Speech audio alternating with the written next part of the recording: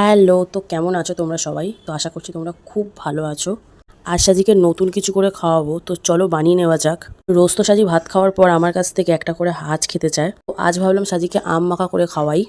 আর সাজি আমার কাছ থেকে অনেক দিন আগেই আম মাখা খেতে চেয়েছিল, সময়ের অভাবে আর বানানোই হচ্ছিল না।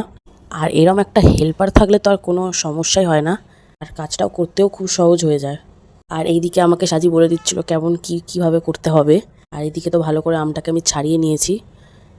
আর সাজিদ তো আমাকে বকে বকে আমার মাথাটা খারাপ করছিল, তো সাজির সাথে গল্প করতে করতে আমি আমটাকে কেটে নিয়েছি খুব সুন্দর করে। মানে বলতে পারো ওই আমাকে শিখিয়ে দিচ্ছে আর কি, মানে কেমন কি বানাতে হবে ওই আর কি জানে, আমি কিচ্ছু জানি না। আর আমটাকে একদম সিম্পলভাবে মাখবো। তো শুকনো লঙ্কা পুড়িয়ে দিয়ে দেবো, আর পরিমাণ মতো নুন দিয়ে দেবো। তো পরিমাণের থেকেও একটু বেশি নুনটা লাগে যেহেতু টক। নুন দেওয়ার পর ভালো করে মেখে নিয়ে সাজি মুখে দিতেই সাজি বলছিল খুব ভালো হয়েছে। এটাও বলছিল ওকে আবার বানিয়ে দিতে হবে।